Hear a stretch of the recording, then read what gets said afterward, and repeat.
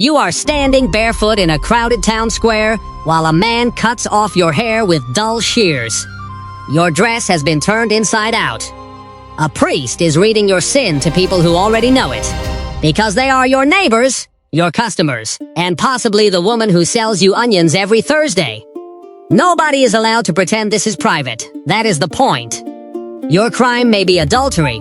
It may be prostitution. It may be scolding, which could mean fighting, insulting someone, spreading rumors, or simply having a mouth that local men found exhausting. And the day is only getting started. Medieval Europe was not one country with one neat book of punishments. It was a patchwork of kingdoms, cities, church courts, village customs, royal laws, and local judges. What happened to a woman depended on where she lived, her social rank, who accused her, and whether anyone powerful cared enough to protect her. Women could be fined, jailed, whipped, mutilated, exiled, or executed for many of the same crimes as men. But female punishment often came with an extra target: reputation. Authorities did not only want to hurt the body, they wanted to destroy the woman's place in the community. First came public shame. A woman accused of sexual misconduct might be forced to walk barefoot through town, wear humiliating clothing, carry a candle, kneel outside a church, or stand before the congregation while her offense was announced. In some places, hair could be cut or clothing altered to make the punishment visible. The crowd was part of the machinery. Your neighbors were not just watching, they were being instructed. The lesson was simple: this could be you. One English punishment was the cucking stool, a fixed chair used to expose offenders to public ridicule. It was not originally the famous river dunking machine shown in later pictures. That developed more clearly in the early modern period. The medieval version was often about being displayed and mocked. That sounds less terrible than execution. It was.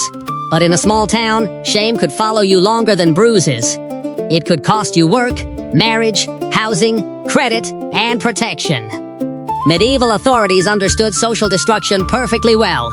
They simply called it correction. Then there was adultery. The rules were not equal. A husband's sexual behavior might be tolerated or handled quietly. A wife's adultery threatened inheritance, property, and the terrifying possibility that a man might raise another man's child. Medieval society treated that possibility like a crack in civilization. Punishments varied. Some women faced fines or public penance. Others could be beaten, expelled, or confined. Church lawyers also discussed forcing adulterous wives into monasteries for long-term or even permanent penance. Imagine the door closing behind you. No executioner, no cheering crowd. Just stone walls, prayers, work, silence, and the understanding that your old life is over. This was presented as spiritual medicine, which was convenient. The patient was not allowed to leave. But sexual misconduct was not the only danger. A woman who challenged the wrong religious teaching could face something far worse. In 1310, Marguerite Porete, a writer and religious thinker, was burned in Paris after refusing to withdraw ideas condemned as heretical. She was not executed simply for being a woman, and men accused of heresy also died by fire. But women were active in religious movements that church authorities considered dangerous, and that put some of them directly in the path of inquisitors. The process could begin with questions. Who did you meet? What did they teach? Who else believes it? Confession might bring penance. Refusal, or returning to a condemned belief after rejecting it, could lead to execution. The church usually pronounced the religious judgment, then handed the condemned person to secular officials. Everyone could maintain the polite fiction that responsibilities had been properly divided. You were still burned. And no, medieval Europe was not constantly burning millions of witches. The huge witch hunt panic most people imagine reached its worst levels after the Middle Ages. During the 16th and 17th centuries, medieval people did prosecute magic and harmful sorcery, and some cases ended in death. But the image of every village running a full-time witch barbecue is wrong. Reality was cruel enough. It did not need extra advertising. Judicial torture was another threat, especially as Roman law procedures became more influential in parts of continental Europe during the later Middle Ages. Torture was not used everywhere, and it was supposedly controlled by rules. Unfortunately, rules written beside a torture chamber have limited comforting value. The goal was often confession or information. A suspect might be bound, stretched, suspended, or threatened until she gave the answer the court expected. Authorities knew pain could produce false statements, so confessions might have to be repeated later without torture. This was considered a safeguard.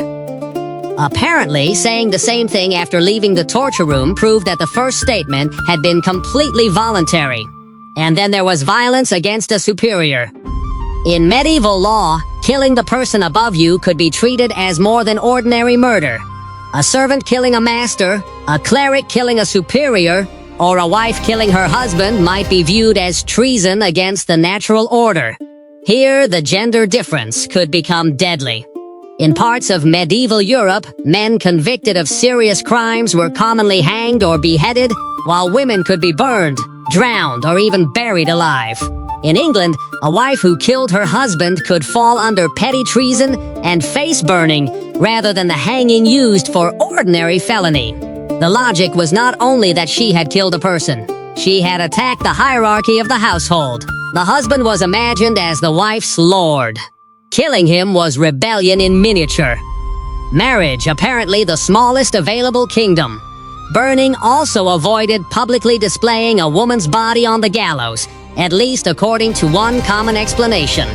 Medieval justice could be strangely concerned with modesty. At the exact moment it was killing someone before a crowd. You would not be exposed indecently. You would merely be set on fire. Some regions preferred drowning or burial alive for female offenders. These methods concealed the body and turned execution into a grim performance of disappearance. The condemned woman might be tied, enclosed, or pushed beneath water or earth, while officials, clergy, and spectators watched the law restore order. This was not every woman's fate, and executions were less common than fines, compensation, penance, or imprisonment. Medieval courts could show mercy. Pregnant women sometimes received delays. Pardons existed. Families negotiated. Money and status could soften a sentence. But mercy had its own hierarchy. A noble woman might be confined in a castle or convent. A poor woman had fewer doors available, and most of them locked from the outside. There is one more punishment that rarely appears beside the torture devices: being disbelieved. A woman reporting rape often faced legal barriers involving reputation, witnesses, timing, and male support. Courts might demand that she raise an immediate public alarm. Her social standing mattered.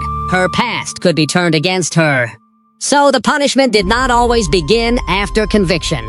Sometimes it began when a woman asked for justice and discovered that the court was more interested in judging her.